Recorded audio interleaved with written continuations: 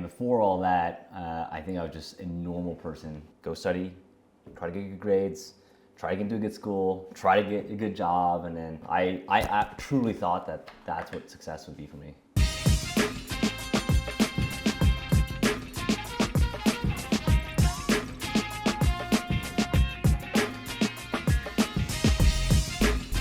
There's no shortage of information today, and wisdom is rare. This show exists to slow things down and to learn from those that have success and that have the wisdom as well. Not only that, they're making an impact in people's lives. My guest today is Calvin Chin, founder of Zen Coast University, Zen Coast Capital, Zen Coast Cares, and Sweet Home Property Management. And I just wanted to first take this time to honor you. Thank you, and I appreciate you for coming in today. And it's a pleasure to have this conversation. I think it's long overdue to have something like this. Yes, sir. Today's conversation just isn't about Calvin's success. It's more about the wisdom he gained along the way, the path of his journey to success, the mindset, the principles, and the decisions that helped shape Calvin. But not only that, the impact that he's creating to people around him. Thank you, Calvin. I'm happy to have you as a guest, and I'm really looking forward to this conversation. Absolutely, brother. We've just had so many deep conversations before we even turn the cameras on. Yeah. And I do want to get to that and unpack that. I think what's important though right now for this conversation is before your businesses and before real estate, who were you and what were you actually searching for at that time? Man, before all that, I think I was just a normal person where I think all of us grew up in this environment where we're all taught to there's a path for us, right? That American dream, if you will. And my parents were immigrants, and they taught me the same thing, where it's hey, go study, try to get good grades, try to get into a good school, try to get a good job, and then you climb the corporate ladder and have kids, and that's kind of your life. And I truly thought that that's what success would be for me, to be honest. And that's what I did. I got decent grades, went to a decent school, and got a job, and we live here in the Bay Area, so tech, right? At a little company called Oracle, and I don't know, man. I thought that was success, and what I truly thought was success was the title and the healthy industry and a good job, and living in the city, right, all by myself. And I don't know, man. I never felt fulfilled from that at all. I was making some money, but it was kind of scary to me that was going to be now the rest of our lives, doing the same thing over and over and over again. Yeah. I think as human beings, I think biologically, every 7 years, none of our cells are the same. Yeah. Right. And we changed so much over those 7 years in general. And what I found was, I was in the season before that was college kid, right? And then that next season was, trying to find my footing, right? But then the next season was searching for, more purpose and fulfillment, and how could I, essentially get my time back in my life to focus on things that actually were important in life. Yeah. What in your life happened that caused you to pivot and rethink everything you just explained right now? That's a good question. I would think a couple of things. Number one, I remember just, I was in my early 20s, maybe 21, 22, and I was making some money in tech, and I would go out, right, with my friends and get drinks and go to dinner all the time, and kind of thinking I'm a hot shot, hey, I made it and making money, but then I would look at my bank account and it would be going down. Yeah. Right. And I'd be like, oh crap, how do people actually do this? Yeah. And I just, I still didn't know the answer, but that was one of my friends always tells me, hey, there's always pivotal moments in your life, but I still remember that pivotal moment, right, of that WTF moment. And then the next one would be meeting my wife, Jenny, at Oracle actually.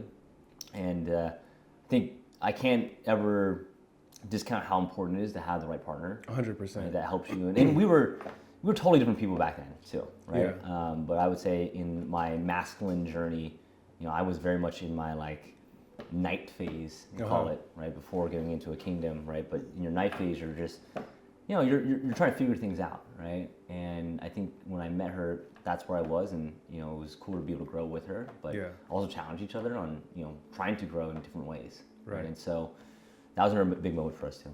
When we think about then and now, what was your idea of success at that time, and then reality, your success now? Well, I'll just preface with the point of like, dude, like, if my, was it now almost like 15 years ago self Yeah. was like, hey, you're gonna do this in 15 years, I wouldn't believe that person, right? Back then, I thought success was just like the W-2 job, stable, buy a house, have kids, kind of thing, and that was it. Yeah. Now I look at success as impact. Okay. Right. So I think really two big metrics for me, right? Is time and impact, right? So, if you want to impact the world, you do need to have time to be able to do that. To have time, you probably need to have the financial resources, right? To be able to buy back your time. To have good financial resources, you have to have a good home life, Yeah. right? And spouse life.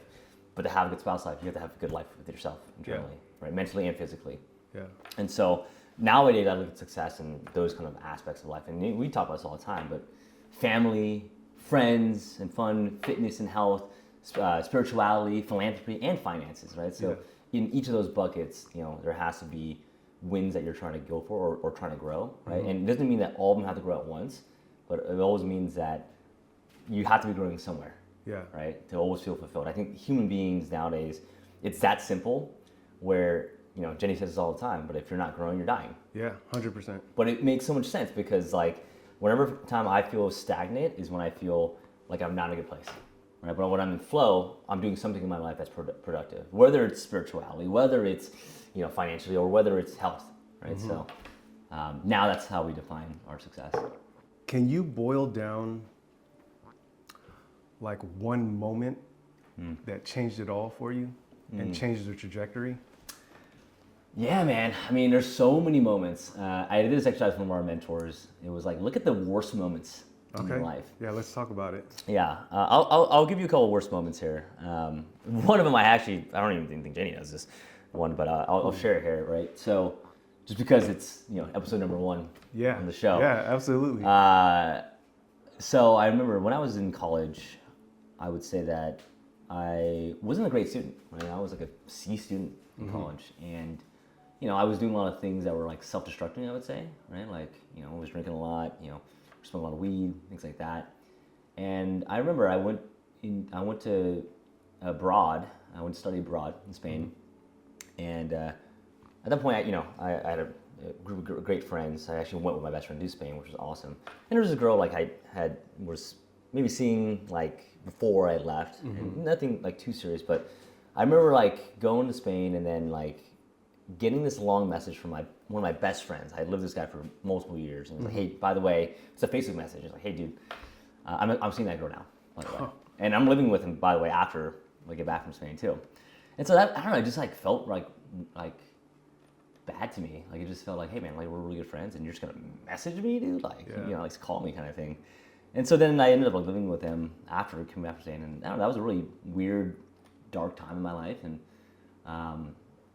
but I look back at that and it woke me up, and I'm actually super grateful that it happened, because what it made me do was actually was like, hey, I gotta get serious with my life. I'm a junior now in college. Like I got the next season of life coming up. Yeah. Like who do I really want to be? Yeah.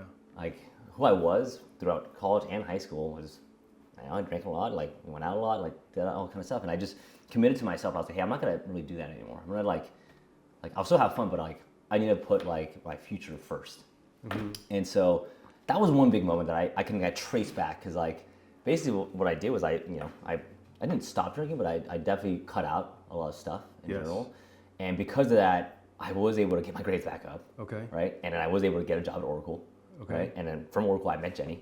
Right. Yeah. And then from meeting Jenny, we kind of got into more of this ideology of real estate and being able to buy ourselves out of our corporate world. Right. Was able to do that. And, here we are. Right. So you can always trace back those worst moments to like a moment of like, holy crap, like, here we are.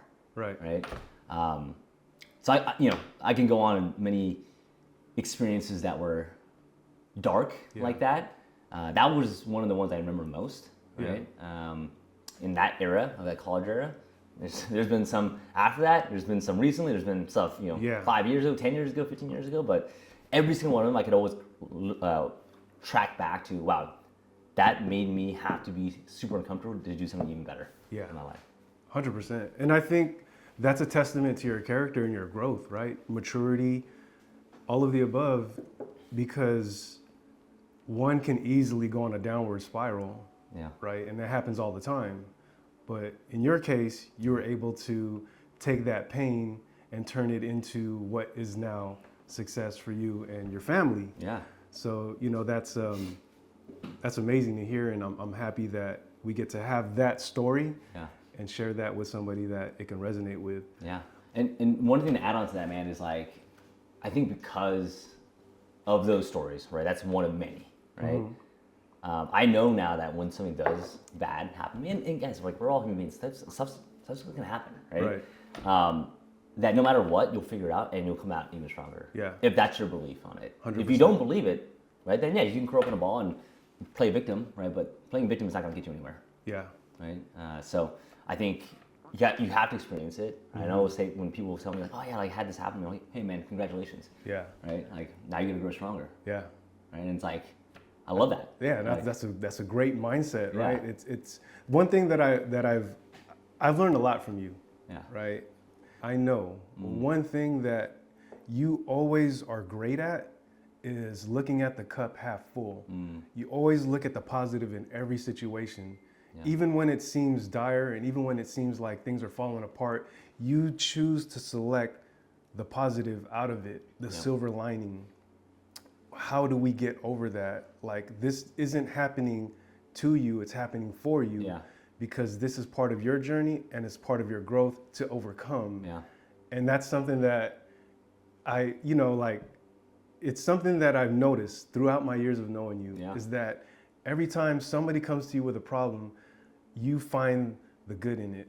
Yeah. And I think that is part of why you are successful and making that impact in people's lives. Yeah. Well, it's a belief system, right? At the end of the day, it's like you can like, it'll also help open up those brainwaves to figure out what the solution is. Right? Yeah. If you believe like, okay, cool, like this is just a step in my journey. This is what you would say, like, hey, like God has put a challenge in front of me. Yeah. Right. And actually, a friend of mine also told me this, and I love this saying of when something challenges you, you say, oh, a worthy opponent, and you kind of say kind of goofy, right? Yeah, And it makes it just like a lot lighter. Yeah. Right. But then you can at least open up your heart and open up your brain to be like, okay, well, how do I figure out the way forward? Right. Right. Versus blame or like it's their fault or I'm such an idiot or whatever. Like if you do that, negative then self-talk, you're never gonna get the answer. You're gonna close up. Right. You're gonna be in scarcity, and you're never gonna make the right decisions from that. 100%. Yeah. Yeah, no, 100%. And I think, kind of going off of that, when you put yourself in a position to, maybe a little discomfort, but not having everything figured out to a T. Yeah. But you, like you said, you have that belief of what you're doing and you have good intentions behind it. Once you start getting into motion, you are essentially forced to figure out how to accomplish those ideas and those goals. Right. Right. Yeah. So I want to take a pivot, and you mentioned all those steps that got you to where you're at, and then you talked about your wife, Jenny, who is, I consider her as she is one of my first mentors. And you talk about the real estate. So can you talk about the beginning process, the thoughts and ideas that went into starting your Zen Coast University business, your real estate mentorship program? Yeah. Can you talk about the conversations that you had that nobody's heard of, that went into pouring into this community? Yeah. And then the challenges as you continue to scale. Yeah. Yeah. Well, I love that question. Let's I'll kind of even back it up and say like even why we wanted to do it, because I think at first it was just like, hey, let's us try to get out of the corporate game, which is okay, like real estate is a vehicle for that, right? And so let's try to use real estate to get out of it, right? And so I think a lot of people will be like, oh, I'm gonna just quit my job, or I'm just gonna like go all in real estate. And actually, you could do that, but we didn't, right? What we did was I said, okay, cool. I'm gonna look at my job as a vehicle as well. Yes. Right. So then I would I was really diligent about my savings, right? And just understanding my own numbers. Saving, every commission check I got, it went to a real estate deal, right? And then just got more confident, did more deals. And to be honest, like in the beginning, I was very much, when I was in my early mid-20s, I was very achievement focused. That I did care about how much passive income, net worth, and equity I was creating every deal I did, right? And I thought in my mind that would buy me again happiness. Yeah. And the kind of same kind of thing. Yeah. And I was like, oh, if I hit 10K a month, I'll be happy, right? And then I'll be happy. And then is a very dangerous, scarcity word, right? And so hit that, and yeah, there was no freaking champagne or butterflies or whatever. Like it was more of the same. And then I was like, oh, if I hit 20K a month, then I will be happy. Again, very scarcity word. And same thing, it was just very empty, right? And what I found from Jenny, actually, she was like, hey, I think what you're missing is just purpose in general. And I've always enjoyed like helping other people in general. Like even when I was in my corporate life, like you could talk to anyone that I worked with ever, like I was always someone that just was there to help, right? People. Give value. Right? My mindset was, and we had invested along the way. I mean, we were doing like Tony Robbins, we were doing like all these different masterminds in general that were surrounding us with, I would say, abundant thinking people, right? Like I wouldn't say like, hey, I was born like this super abundant person. Like, man, I put myself in rooms that made me abundant. 100%. Right? Yes. And, yes. And that helped us like catapult to like, okay, well, how can we serve other people? What are we good at? Yeah. Right? Okay, well, actually, hey, this real estate thing isn't very kind to us. Like, what if we were to help someone like Jay do this, and Jay then is able to have that ripple effect to help other people? And so we created Zen Coast on the ethos of like that. Now, that was the idea of it, right? Okay. Did we actually put it in the action? No, right? There was no Zen Coast University or anything like that. Actually, where Zen Coast came from was our first LLC. We went to a mastermind. They're like, you're gonna get into real estate. We're like, yes, we are. Yeah. And then sort of cool. What we're gonna do then first is we're gonna get an LLC, right? And then we're gonna get business cards. And we did all that stuff. We invested all that money, and we didn't have any real estate deals. But we had a sick logo, and we had a cool name that we looked at, which was called Zen Coast Properties. Yeah. Right. That's where Zen Coast came from. And that was, that's what we used to buy real estate. But, it wasn't until multiple years, maybe 5-6 years later, that I remember we just did like a session, a speaking engagement, and in San Francisco, and first time I think we'd ever done that, and someone came up to after us and was like, hey, like it was Gillian actually. Oh, Gillian. Yeah, our very first student. She's like, hey, I want to be coached by you guys. Like, how much? And we're like, I don't know, like this much. And we're like, okay, cool. I just demoed you. And we're like, oh shit. So that really, like, sometimes you need that catalyst. Yes. Right? I'll forever be grateful for her for like doing that, because it just like pushed us to actually have to do it. Yeah. Right? So we're like, oh crap, let's actually start a program then. Right? And we had always been giving value in general to people. We were at that point already hosting like free meetups every month and stuff. And but people would always ask us like, hey, like, is there like can I sign up for something? Like, and we're like, oh, should we have something to sign up for? Like we were so oblivious to that aspect of it. We were just doing it out of pure like, hey, we just want to help. Because we were like you, right? Hey, like, let's just trust and like just do it, and like we'll see what unfolds. And naturally, those opportunities just kind of unfolded for us, right? And it's not something that we asked for; it just happened. Yes. And I know it's not like tactical advice, but this isn't a tactical world anymore, right? Yeah. It's kind of like you kind of gotta go out there and seek opportunities. Oh, 100%. Yeah. Say yes, right? So that's how we started Zen Coast, to be honest, man. And as we kind of continue to scale and grow it, man, I mean, what we found was if you can deliver value to people and just do it out of the goodness of your heart. Like I remember the first month, right? After Gillian signed up, we're like, okay, cool. Like I guess we gotta launch something. And I launched it. 20 people signed up in the first month. And we're like, whoa, snap. Jesus. Okay, so we're like, this is legit, right? Like, and but what we learned was that, that's just from Tony Robbins actually, was that if you can have 1,000 raving fans, you can do anything that you ever wanted in the world. Yeah. And so, okay, our goal was always, okay, we can get 1,000 people to just buy into this mission that we're on as well, and come aboard and co-create with us, then we can do anything, right? So if it's starting a nonprofit, so the nonprofit, Zen Coast Cares, our mission is to help kids with financial literacy at an earlier age. That's something that I've always wanted to do. Actually, even before ZCU, that was conversations that we had. It was like, oh, should we do that for kids, right, in general? turns out it's not as financially sound as the university is, but but that university has allowed us as a vehicle to do that too, and real estate allowed us to start Zen Coast University because it allowed us to quit our job, right, and focus on building a business like that, and not have to worry about our bills. So kind of you see there's a ripple effect right there, right? So like to make impact, our Zen Coast Cares, right? That Zen Coast Cares is only possible because of Zen Coast University, but Zen Coast University is only possible because we bought a bunch of real estate with Zen Coast Capital. Yes. Right? And that Zen Coast Capital is only possible because we worked our asses off in our job, Yeah. our W-2 job, to be able to save enough to even get started Yeah. and to educate ourselves to know what we had to do.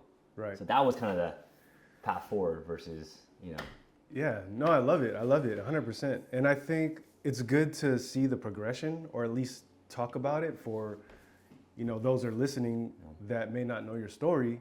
They could kind of see the progression, like where you started to where you are now.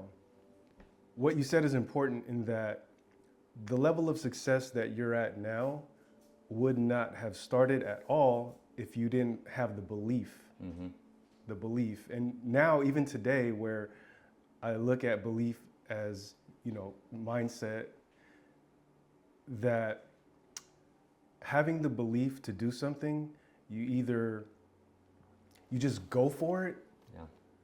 or you get around somebody that believes in you Yeah. more than you believe in yourself. Yeah. And I think when we say you get into the right rooms, sometimes people are looking for that person to give them the permission to do what they need to do or what they've been wanting to do. Yeah. So getting around those people is very important. It's like osmosis, like you mentioned. Yeah. And not only that, is if you don't believe in yourself, or you're not around people that do believe in you, Yeah. then that's when I think coaching and mentorship is very important, because at that point, you're essentially paying for the belief, but not necessarily paying. It's more like investing in yourself to get around the people that have the belief system that you want to acquire and you want to adopt into your own life, so that you can hit your levels of success faster. Yeah. 100%. That's something that I just want to reiterate with you, man. Is like I've learned that. Both Jenny and I learned that, not even the hard way. I mean, we just kind of did it the first time, and then we're like, wow, okay, this works. And there's time you get into a room with other people that are way smarter than you, or not even just way smarter than you, like have a bigger belief system than you. Yes. Right. Then it makes you see that it's possible. It gives you the confidence, right?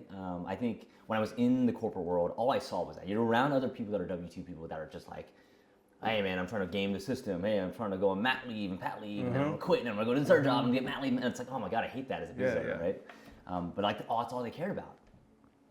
Versus like when I talk to like business owners or real estate people, the mindset is always like, hey, like we're trying to grow, right? We're trying to grow, we're trying to contribute, we're trying to do all this other stuff. And if you think about it, like even in terms of like the macro economy in the United States, we're a capitalist society, right? We get tax advantages, sure, right? Because as real estate investors, as business owners, we're creating jobs. Yes. Right? Every transaction I do, every business, every real estate deal I do, I'm providing a job for the real estate agent, the title company, the insurance broker, the lawyer, right? My contractors, right? And so I'm creating jobs. I'm not the job when I was in the W-2. Yeah.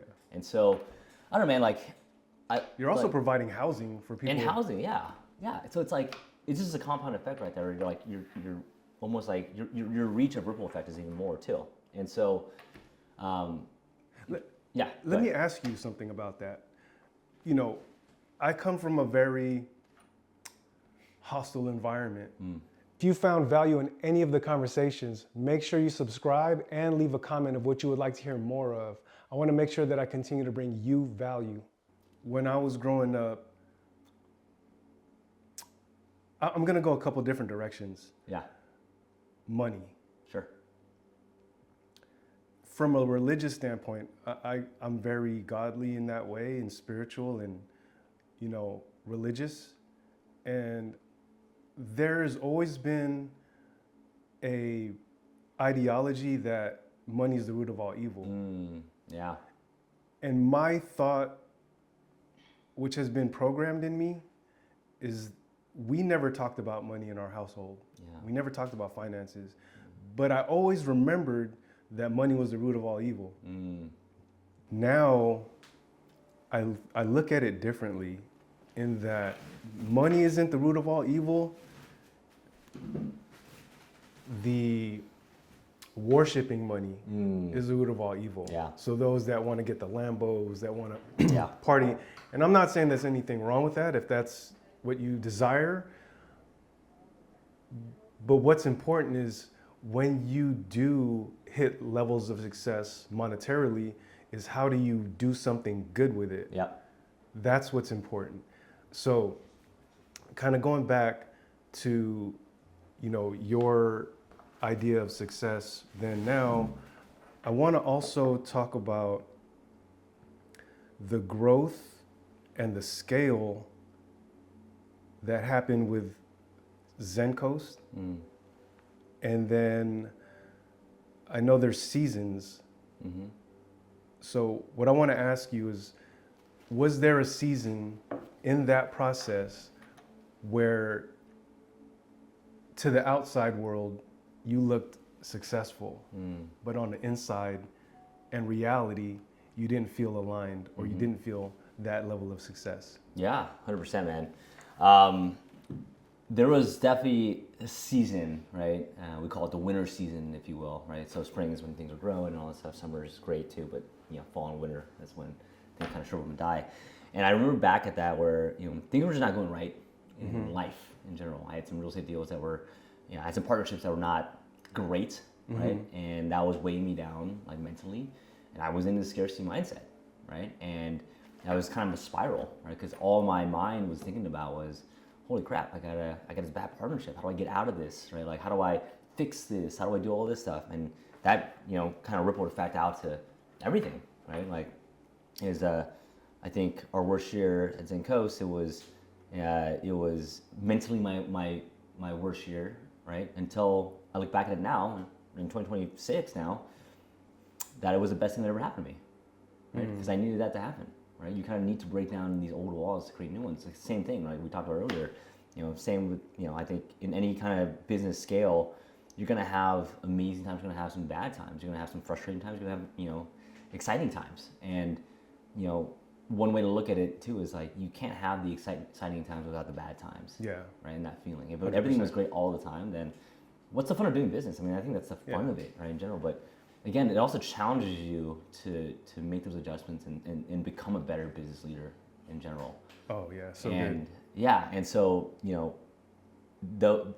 I would say that's why it's so important to me when I talk to people is like, you got to protect all aspects of your life, because one aspect, even if it's like a home life thing, like you gotta protect that, because that's gonna ripple effect out to everything else. I'm grateful for that season that happened then, because it allowed us to have to break down to grow like crazy. And to be honest,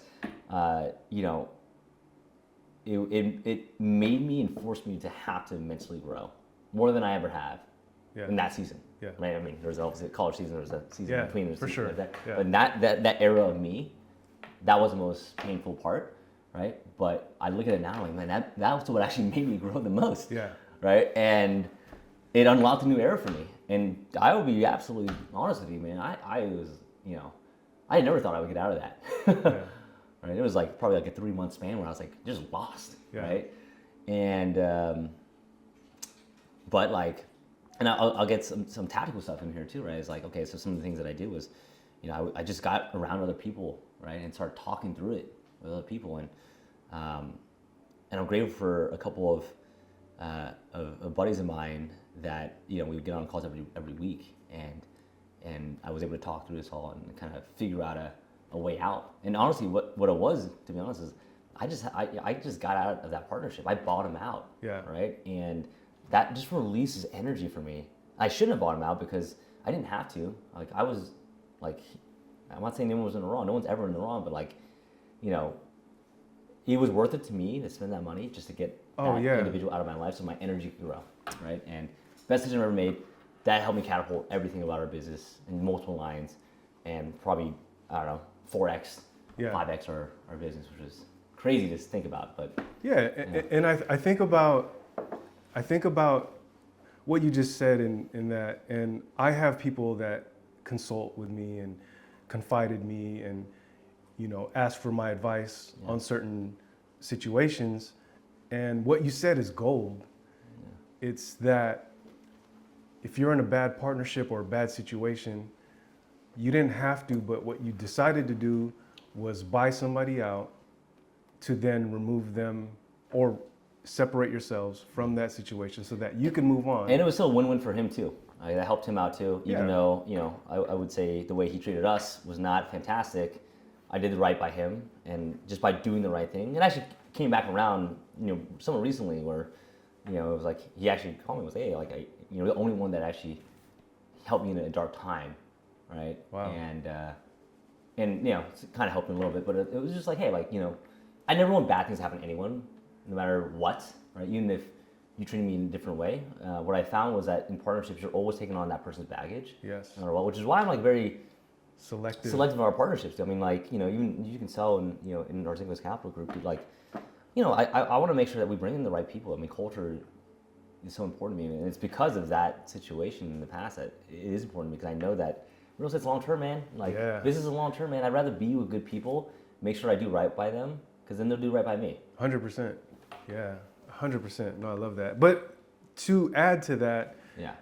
sometimes, well, I would argue like all the time, Yeah. your peace of mind is worth it, Oh yeah, 100%. right? So, like I had a student that was going into a bad deal. They were buying a real estate investment property, and they put in their earnest money. They're beyond the option period. Yep. They were on the verge of losing their capital. And I said, what is that capital amount and the amount of stress that you're dealing with right now? Is it worth it to just let that go and have your sanity and peace of mind back as worst case scenario? Yeah. And kind of going back to what you said is like, when you got out of that partnership, which was still a win-win situation, that's when everything else just took off. Yeah. Right? But you had to make that decision to end a partnership, even though it doesn't feel great at the time. Yeah. But in order to have gotten to where you're at now, that was part of the journey, part of the process. Right. Yep. And I love that. Yeah. And it's going back to even probably part of the Bible, right? It's like, it's forgiveness. Yeah. Right. And like, I just remember being in the shower when I made that decision, and it was one of those like 50-minute showers. Yeah. You're sitting there just like, what do I do? What do I do? And I came out of that shower, I'm like, yeah, I'm just gonna do it. Like, I shouldn't be paying this guy anything, but and it was a decent amount, but it's the right thing to do. Yeah. Right. And it was. And I look back at it now, I'm like, that was also a great decision in my life, and I would never take that experience back. Yeah. This is a idea that doesn't get talked about much at all, if at all, and I want to talk about it here. The book Never Split the Difference by Chris Voss, they talk about this ideology. It's called loss aversion. Loss aversion is when you focus on what you're losing instead of what you're gaining. And a lot of people, that's a sticking point, because when they're doing something, they're investing in something, they're saying, I'm losing this amount of money. Well, you're not losing it because you're investing it. What are you gaining? You're not looking at what you're gaining, you're looking at what you're losing. Yeah. And back to your situation, is like, you didn't really lose that when you were buying somebody out. You were gaining back your peace of mind, your energy, reducing your stress level. Yeah. So let's talk about that real quick, right? Because it's natural human emotion to always look at the bad side, because it's our natural human default to play defense. Because when we were cavemen and cavewomen, we were all trying to play defense to survive. Yeah. Right now, luckily, we don't have to have that anymore. We don't need that survival instinct. But that they call it what, alligator brain or something like that, where it's just like that defense is always up, no matter what first. Yes. Right. And and we have to work our way down. Yeah.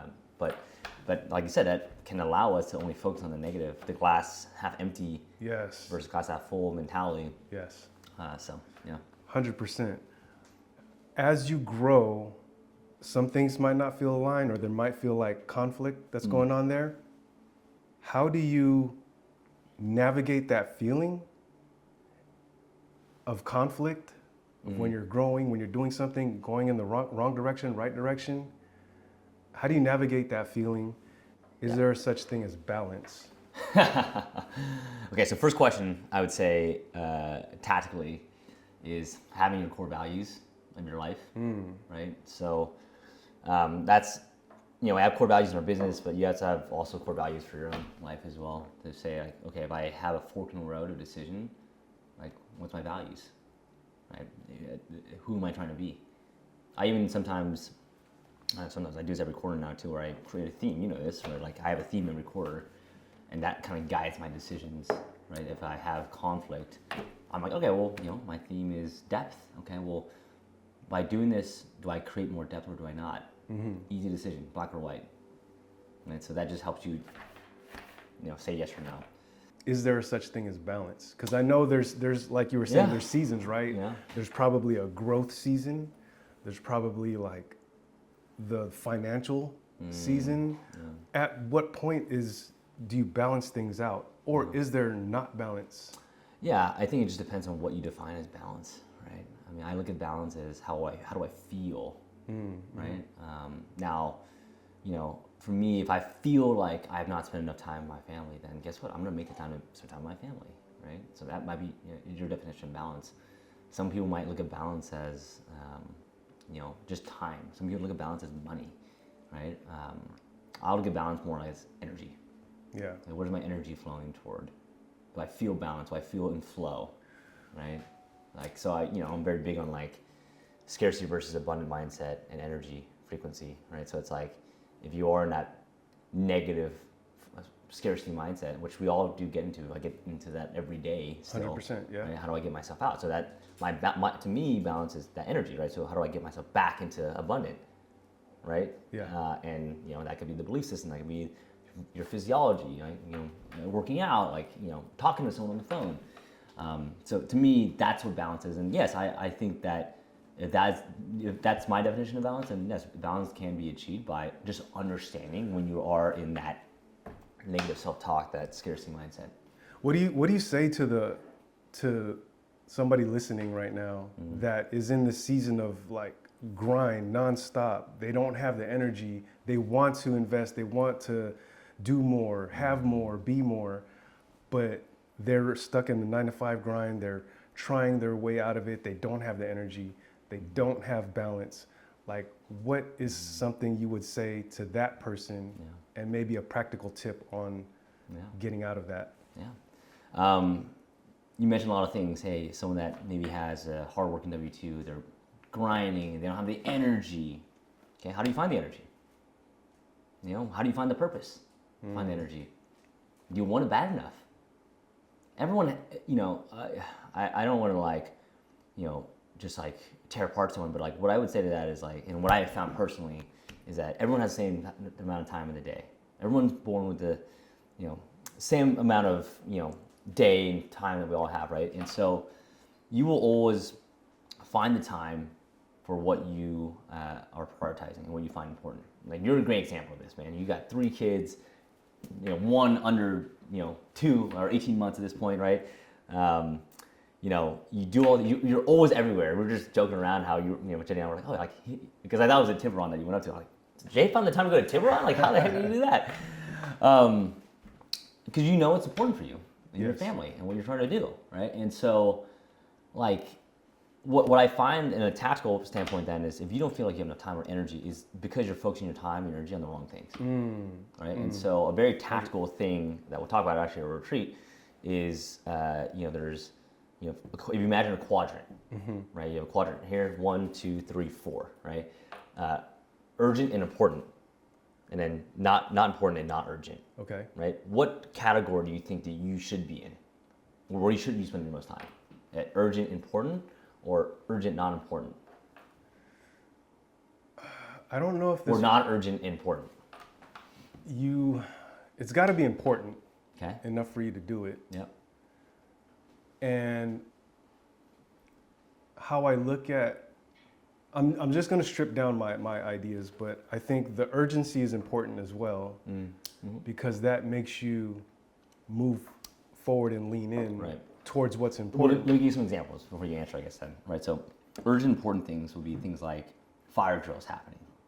Like, oh man, my tenant, there's a sprinkler leaking and everything, and we got to call, whatever. So you have to do that. That's immediate action. Right? Important, not urgent, would be things like networking, things like creating depth with people, right? Not important, but urgent would be things like responding to emails or something like that. Okay. Right? And then with not urgent and not important, yeah, I mean, we know that's not going to be it. So Yeah. No, I that's love like scrolling and I love that. It's somewhat of a framework of categorizing and organizing your priorities so that you can have the clarity to move in the right direction. At least starting to have the thoughts to kind of put that together so that you put yourself in a position to start going into the right direction. Right. Because most people, they spend their time in bucket number 1, which is urgent and important, which is answering fires, like, you know, very reactive. Reactive, exactly. Or they're in quadrant 3, which is not important and urgent. Yeah. And right? Responding to emails, text, busy work. Right. And so what you should be actually is in quadrant 2, which is not urgent but important, right? Because that's the strategic thing. That's networking. That's depth. That's you know, creating relationships, like the things that are actually important. I just had this conversation today, where we talk about value. A lot of people value money. Yeah. And I would challenge that and say, personally, relationships are more valuable than money to me. Yep. I've been around the right people and had the right relationships to open up doors for me that money wouldn't have necessarily gotten me. Right? And not only the relationships, but it's genuinely caring about the person that you're having the relationship with, giving value. Don't sit at the table if you're not going to bring anything. Right. Something, anything, a cup of water. Right. Bring something. Right. And I think that a lot of people are quick to look at the money. Where's the money? Yeah. And if they don't see the money, they won't do it. Yeah. And I think that is, in a way, I say this a lot, is you're stepping over dollars to pick up pennies. Yeah. Yeah. You're just missing the whole point. It's dumb. Yeah. Yeah. Yeah. I'll give you an example of that. Like, I hear, in real estate, right? There's a lot of probate, cases all the time when a parent dies, for example, and all the heirs they end up fighting over all of it, which is ridiculous, right? Yeah. And so, like, we see this all the time where families fight over money, and like ruin relationships with their own family because 100%. Of money, right? But it's like, that's so backwards, because I would pay any amount of money to make sure that I was close to my family. 100%, 1,000%. But it's like so opposite. Like, so, I'm not saying money is root of all evil, right? But like, coming back to that point you said earlier, is money will just magnify who you are. 100%. Right? So if you're a piece of crap, guess what? Money's gonna magnify that. Yeah. If you're a good person, that'll magnify it too. Yeah. Right? So I think you and I are both in the business of helping people, good people, create wealth. Yes. We don't need any more rich a-holes out there in the world. We want people that are, wealthy, not just rich, wealthy meaning, in all aspects of life. Not just balance, money. Not just money, right? Yeah. It's like you were saying, the philanthropy, the family, the being part of that, the ripple effect. Yeah. Like, how can you really make impact? Because we were talking about this before. I don't know if we were recording it, but we're all gonna die, right? And so, like, at the end of the day, at the end of your life, you're not gonna be like, man, I wish I had more money, right? Like, you're gonna be more proud about the ripple effect that you created, the impact is, AKA the ripple effect, right? That you left behind. Yeah. Right. One of my big goals in life, man, is I want my. Here's the thing. I mean, you and I are both, first generation. We come from immigrant families, right?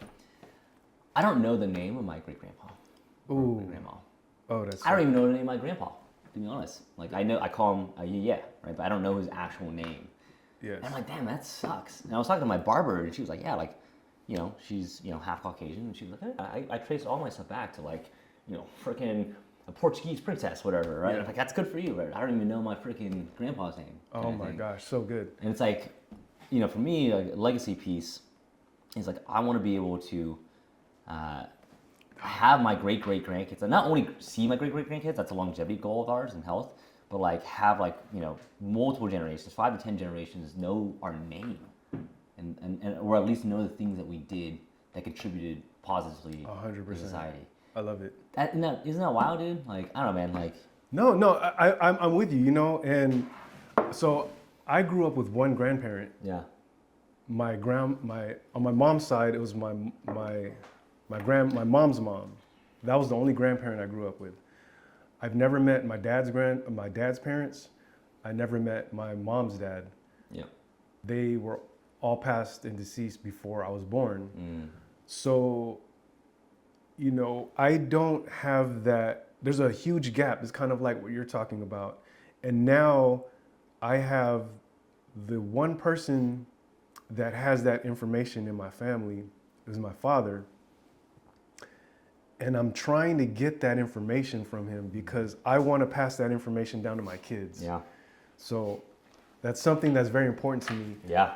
In legacy, right? And something that I was going to ask you actually, and it's and I love that you just kind of went into it, is, you know, beyond the let's talk about it, beyond the success of whatever that means to you, what is important as you build your legacy beyond that success? Yeah, I mean, I'm gonna kind of go back a little bit here, but I want to even just redefine what success is. I mean, I think always success has always been for us legacy, and I would say like being able to create impact, right? So some people will see monetary success, some people will see lifestyle success, right? Like I look at my mentors of like, okay, that person has a great relationship with their spouse. That's success. Yes. Right. That person has great business sense. That's success in that aspect, right? So you have different success metrics for different things.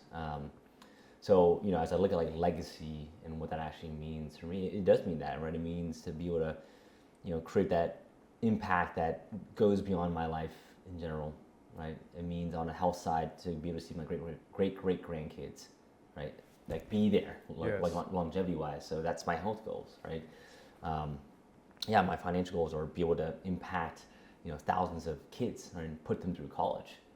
Right, so that's, you know, and that ripple effect will be then, you know, those kids will then raise kids themselves or have friends that they help out, right? And that's like, they'll remember that scholarship that we gave them, right? And they'll try to do or contribute to another nonprofit in the future that helps their kid, right? And so, you know, we already see it in our community, man. It's like the ripple effect of, you know, one person, you know, we help one person, that person helps someone else, that person helps someone else, that person helps someone else.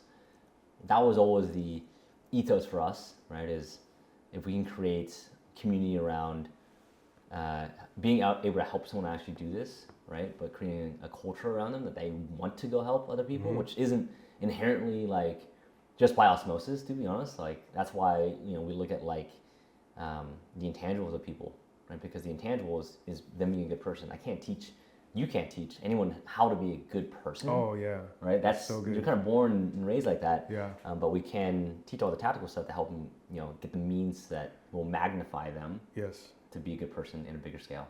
That is very important in thinking intentionally and purposefully. And I think once you figure that out, and I think that's another thing that's also important is people want to start their journey, their investing journey, their real estate journey, whatever their business journey. Understanding the reason behind why you're doing it, I think is probably one of the most important things in going in. Yeah. You know, one of the biggest skills I've seen, like, I'll call it successful people have, right? In every aspect, right? You could be successful in their marriage or successful in their business, is intentionality. That's one word I'll just put out there. Intentionality. Intentionality and resilience. Okay. Those two things. Let's expand on that. Like, tell me more. Intentionality, right? What that means is that everything you do, there's intent to it, right? Again, you have the same amount of hours in the day as everyone else. Right? So how are you spending it? Right? Are you doing things intentionally? Are you putting yourself in a position to succeed? Right? Like, so like for example, like if my intentionality is my health goal, I want my A1C to get down to 5.3 this year, right? I'm at 5.4, right? So just 0.1, that's glucose level, right? That's a big part of longevity. Okay, so my intentionality is, hey, I need to I'm gonna go on a cleanse, right? Every quarter. Where I just do a cleanse. I'm gonna, you know, not eat sugar, right? I'm gonna stop eating after 7, right? And those are intentionality things, right? Like I'm being very intentional with my health goals because I know my health goals is this metric, right? So these are the things I'm gonna do to get there. And I think some people confuse the habits with the goals, right? Okay. Like saying, hey, I'm just gonna go on a fast. Like that's their goal, but that's not the goal. That's a habit to get to the goal. Yes. Like the goal is to get my A1C down, right? So, cool. Like that's the outcome. I'm not gonna focus on just the outcome. Then I just focus on the habit Yes. to get there. Yeah. Yeah. Right. So, yeah. So that I think overall that's what I would kind of say intentionality wise, and then resilience. I think we talked about a lot on this already, but resilience is I don't know a single person that has been successful in their life that hasn't been punched in the freaking face. Yeah. Right. And got back up. Okay. So we've had a lot of discussions around business and real estate and growth and all of that. I want to talk a little bit more about profound experiences. Do you have a profound experience that you've had in your life that changed how you looked at everything? Yeah, I would say my wife Jenny, she's great at getting me to do things I don't want to do and feel uncomfortable. But she introduced this plant medicine to us called Bufo that they call it the God molecule. Basically 5-MeO-DMT, right? It's organic, it's natural, right?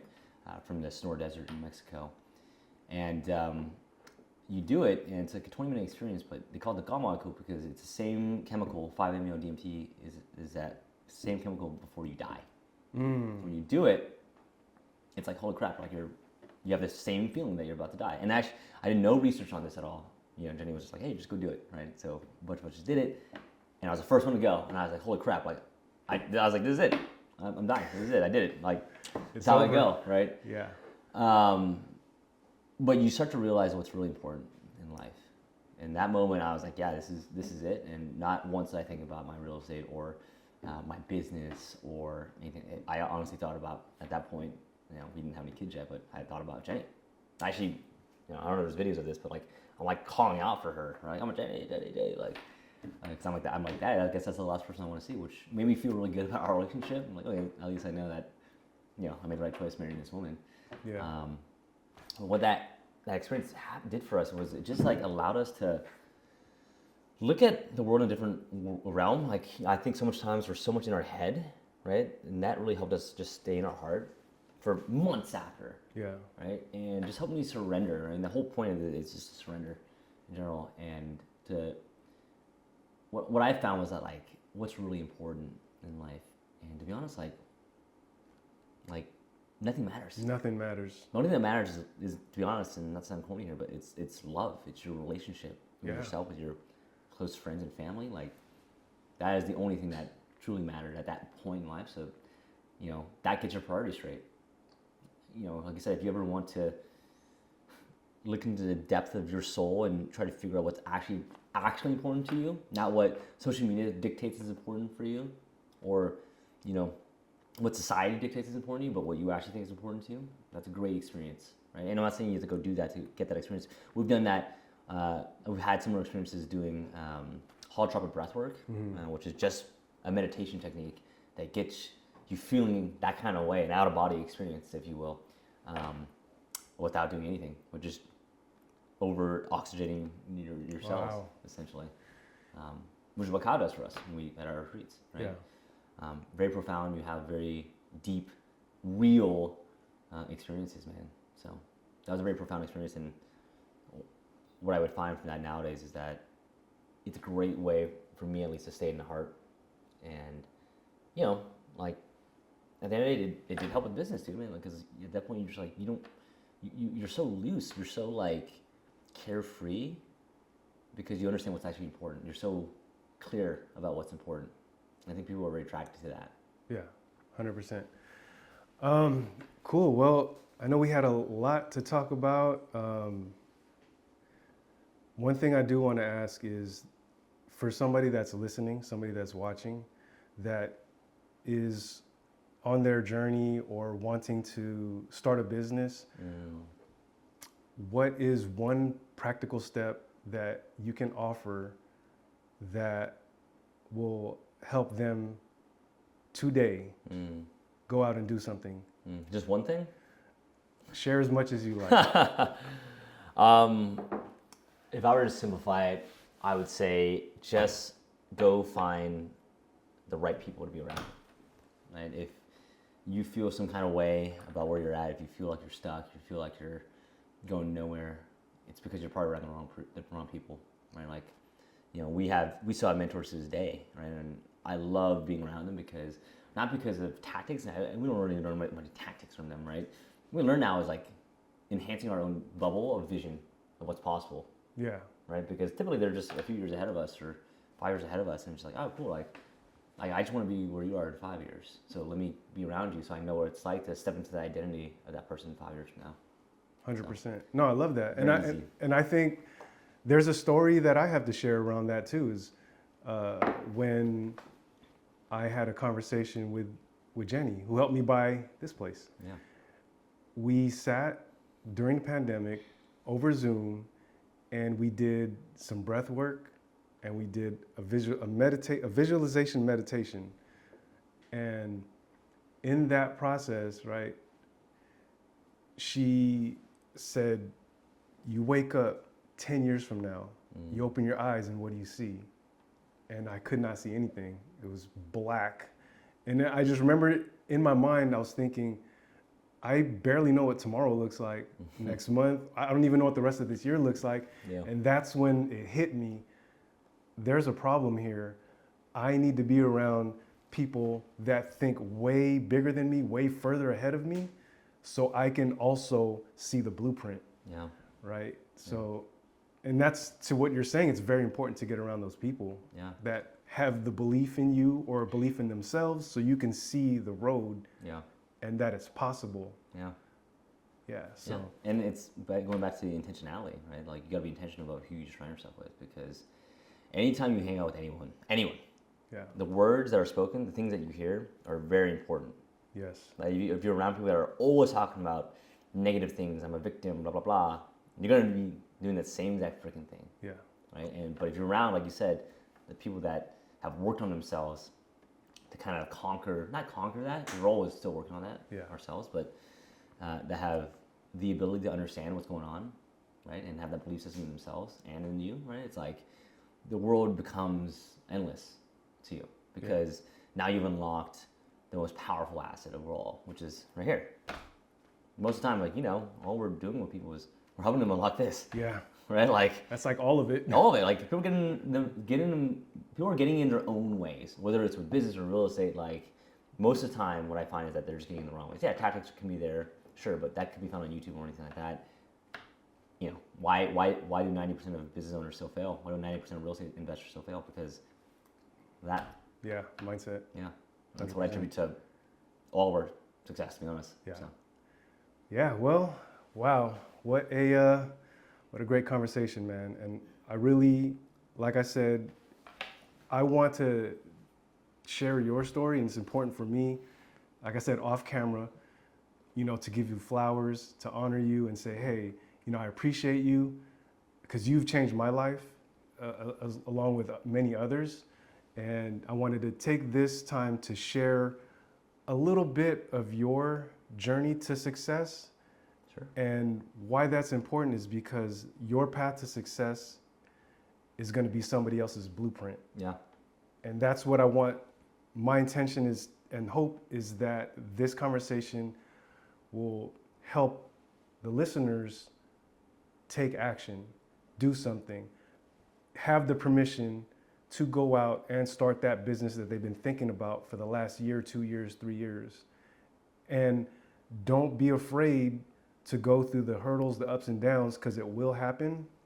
But as long as you have the intention and the belief, then things will start to make sense and unfold.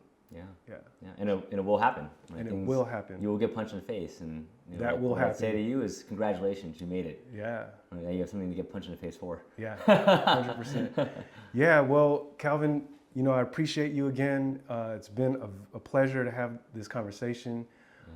Where can people find you and learn more about you? Yeah. You guys can find me on Instagram at calvin.chin.rei. That's the best way to get in contact with me. All right. Thank you so much. Cheers. And we'll see you on the next one.